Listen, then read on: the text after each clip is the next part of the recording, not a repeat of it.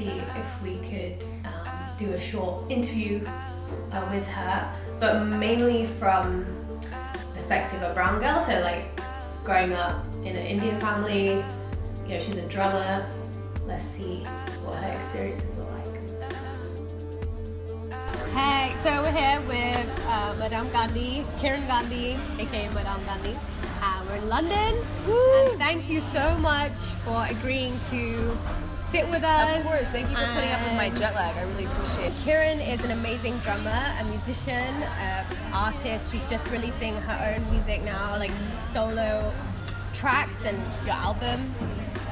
And yeah, a feminist, an activist, so incredible stuff. And I just wanted to find out, how did you first get into drumming? Like, where did it all start? And your relationship with drumming, how did that begin? Absolutely. I grew up in New York City playing the drums. I, basically was maybe 7 or 8 years old, and I was really being brought onto piano. And I remember I lived in Bombay, India for 3 years growing up, between 97 and 2000. And I was always dancing with the Spice Girls. I was like organizing the talent shows at my school. I was learning piano. It was awesome. I remember going to a summer camp, and it was the summer of 2001.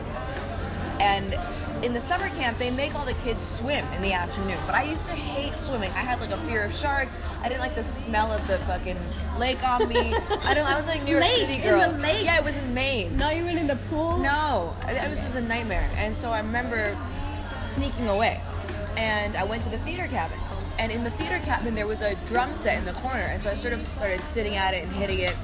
And there was a maintenance man in the room at the time, and I thought he was going to turn me in. I thought it was going to be like, go back to the lake, But it turns out that he was a drummer too. So he started showing me the drums, and I just was instantly addicted. I used to play every day that summer, and I went back to New York City. That's where I was living at the time, and I told my family, I'm like, listen, I've been playing the drums, I love it. And I have to say, my parents were really supportive. Yeah. And I think that's always an interesting aspect, because a lot of South Asian friends of mine are so surprised that my parents were supportive of the drumming. Yeah. And I think it's funny. I think it was like in a very South Asian way, where they knew it was like a very valuable extracurricular activity for when I do apply to colleges. So I think that was sort of the mentality. Bless them, but like I definitely think that was more the mentality. They also thought it was cool. Like they're pretty edgy parents. I have to give them credit for that. Yeah, but yeah. I definitely think my drumming was very encouraged as an extracurricular. Okay. But I will say, one thing that I do think Indian parents do well is they're very encouraging of their kids to excel. Whatever they see their kids doing, they're always like, all right, well, do it, but do it at a top level. Go all the way. And so sometimes that can put a lot of pressure on kids. Sometimes it can be like a tiger mom kind of syndrome. But one thing I think that South Asian parents do really well, regardless of whether it's a boy or a girl child, is really tell their kids, if you're going to do it, go all the way. And my parents did that with me. But when you wanted to make it a career, Absolutely. And getting into the music industry, was there ever any kind of like, you should choose a different career? So there was 2 very main points in my life where I experienced pushback. After living in Mumbai for 3 years, I came back to New York City, and I went back to the same school that I had grown up in, all girls private school on the Upper East Side of Manhattan. And for that entire year, I was so bullied by the other girls. I was so bullied, and I remember being so surprised by it, and I didn't know why I was being bullied, and I just felt like my Indianness and coming back from Mumbai worked against me. I didn't fit in. I was like so excited about pop culture and music and Indian culture, and none of the girls were excited about that. And so I remember trying to buy the right bag to fit in, the right shoes to fit in, the right hairstyle to fit in. None of it worked. And it was that summer that I found the drums. And the drums was really what allowed me to break away from feeling like I need to fit into this very white, privileged community of people in New York City, and how to just be my own thing. So the drums really saved me that first time around, but it was being South Asian, and it was sort of like finding joy in that identity that actually was the reason why I was bullied a lot as a kid. So I remember sitting my parents down, and I'll never forget this because I was crying before even the words came out. And I was like, I don't want to apply for the White House internship. I want to apply to work at a record label. And my dad was furious. He was furious. He was like, what is this? What are you talking about? No. He was so mad. Oh, man. And my mom was like trying to mediate, but also was kind of on his side in the sense of like, yeah, what is a record label? And I love you, but what is that? He was so mad. And I was sobbing, and I was like, I just know this is what I have to do. This is my calling. This is my calling. And it's going to work out. Oh, so I moved out to LA after I graduated. And I had this internship with a digital, with an Interscope, which was one of the biggest labels in the world. Yeah, that's why I was so mad, because I was like, y'all don't even know. Mate, y'all didn't even know. Records, like, right. It's so hard, but it's so hard. So hard. Yeah. So I got out there, and luckily this does actually tie back to the South Asianness, because one thing my dad also forced me to do was be a math major. And the only reason why I agreed to it is because I walked in with so many credits, it like allowed me to skip 3 classes. So I did like a smaller major because I was really good at math. Okay. I had done all the APs in school and like all the advanced calculus stuff. On my final of multivariable calc, which is Calc 3, I got a 99. On the final, I'll never forget that. I got a 99. I was so That's mad. Like I was so brown mad. kid That was my brown kid rock star moment. Yeah. I was like, But then he was like, what about that 1%? no, straight up. And my dad did fucking say that shit. He's like, well, if you're gonna get 99, you might as well get 100. I was like, I can't. But to this day, he always says that kind of shit. And then you go to the drums, and then you're just like, right, exactly. And just to wrap the answer to that question, and the last thing I'll tell you was that because I was a math major, it was what got me my first job in the music industry. And my dad was the one who pushed me to be a math major, and I'm so glad that I was, only because it taught me a lot and it helped a lot. Yeah. And when I Gave went you out that to Interscope, grounding as it well. was very grounding, and I think people also trust you more because they're like, wow, it's very difficult to be good at math, it's a lot of work, and so then they respect whatever major you chose it. Yeah. But my first job at Interscope eventually was the internship got converted into a job full time, was to analyze patterns in Spotify streams and YouTube views for all the amazing artists on Interscope. So it did come full circle where all our Indian parents pushing us to be the best at whatever we do, and then us taking those things and being like, cool, but actually I'm gonna go make it my own. Bye. You know what I mean? Yeah. So those are those 2 moments. awesome.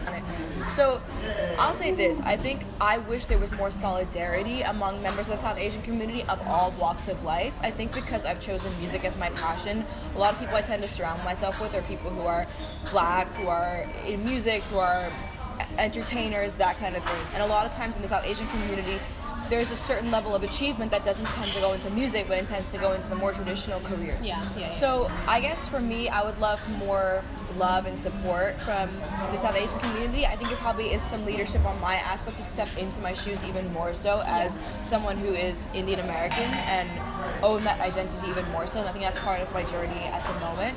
I think there's very much an intentional reason why I kept Madame Gandhi as my name, not only because it sort of references like a Sonia Gandhi, I used to call her Madam Prime Minister, Madam President, Madam Gandhi. Madam, and I like the idea of Madam, female leadership. But I very much kept the name Gandhi because obviously it's one of the most prolific Indian names, and I wanted there to be Indian representation in music. So that was very intentional, and it was my contribution to say, hey, how lucky that I have such incredible Indian parents. And look what happens when you give a kid who's brown a chance to go express herself in arts, to take all those traditional notions of success in academics, success in business, success as a smart person, someone who's ambitious, but they take all that energy and they put it into something creative, which you rarely see young brown women being able to do. What does that look like? It looks like Madame Gandhi, and I want to flesh that out even more. A couple things that I want to say. Can I say a couple things? Yeah, of course. That I wish I heard even sooner. Yes. One is, sometimes it's okay to like not take calls from your parents for a little while. Sometimes that's okay. Because every time my parents used to call me when I was in college, it used to just stress me. It stressed me. I'm like, listen, I'm a high achiever. I'm very ambitious. I only want the best for myself. I obviously want the best for you because you guys are the best parents ever. The more you call me, the more you stress me. It makes me feel confused as opposed to coursing my path, you know? And so I remember, especially in my senior year, I just used to not answer calls from my dad for a little while because I was like, I got this. Just give me a second. Just give me a second, you know? And of course it worked out so well. I ended up being the first digital analyst at Interscope Records. I had I had a great first salary. It allowed me to get into Harvard Business School because it was such a unique job. You toured with M.I.A? I toured with M.I.A. I mean, everything worked out, you know? But that's because I used to not, and this happened even now. Even now, sometimes I don't answer his call because it's like, so what's next? What's this whole music thing that you're doing? Like, what's going on with it? And I'm like, The focus, right? The focus. Yeah. So, of course, parents have their best interests at heart, but I think sometimes if we notice that it's a stressful energy and we are doing our best, it's okay to not answer those calls. So that's the first piece of advice. The second piece of advice is to start looking inward instead of outward to guide yourself. So much of what we're taught is like, Google the answer, ask a career counselor for the answer, ask your parents, find your idol and then reverse engineer what they did, and then you try to do the same thing. You know, a lot of times you go into these career counseling meetings and they're like, what's your 10-year plan? And maybe someone's like, I want to be the president of the United States, I want to be a lawyer, whatever, I want to be the next Erykah Badu, whatever it is. And then what they do is they reverse engineer that person's career, and they're like, oh, well, that means that you have to do law school, this thing, this thing, this thing. But each story is different. Each moment is different. You can't predict and plan for so long. And so what's really important is to look inward. What gives me joy? What would I be doing anyway if nobody else was looking? And how do I employ myself doing that thing? Because I'll always have that fuel, I'll always have that passion, my love will be in it, so then the price of the quality of the work is through the roof. And you're not going to be able to get it anywhere else because it's me. It's my unique mix of intelligence, passion, music, skill set, love, art, expression. Where else can you get that? Yeah. What's the difference between a cookie in shop A versus shop B?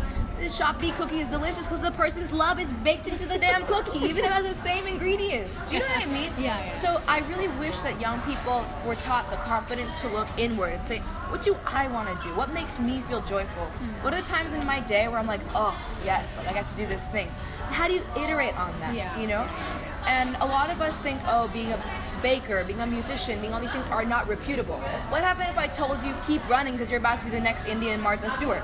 You would run your ass off and your parents would be damn proud. They would. Of course, my dad, he didn't know M.I.A, any of that. Then when his friends started validating him, he's like, yeah, my daughter jumps for M.I.A. That's my daughter. Oh, but That's my daughter. Get out of here with that. You know? Where were you before? So he did pay for the drum lesson, so I can't be too critical. But the parents come around when they see that you're on your way. Yeah. So these are the two pieces of advice. It's okay not to take your parents' calls, and trust your intuition about your passion. I really wish more young brown women especially would do that. Yeah.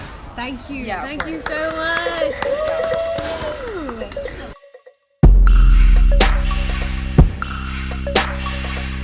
Let's turn it louder a little bit. I heard Amy Poehler speak at the White House. Her words hit me hard like a light bulb. Fictitious depictions of girls must die out. If we want to live in a world that triumphs, I am just talking about loving the femme. I ain't talking about nobody else. Toxic masculinity has to end. I'm just talking about loving ourselves. You can't catch me singing these words in a black, otherwise futurist female t-shirt. Like, hey, me, I got something to say. Gender construction just get in the way. I've been playing drums since I was like 8. The future is female, that future is great.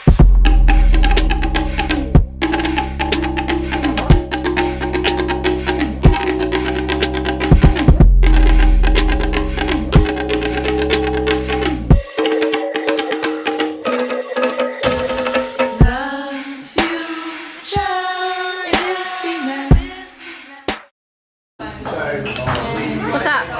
Okay, so we're gonna wrap it up here. Hope you enjoyed the vlog, and make sure you subscribe and stay tuned.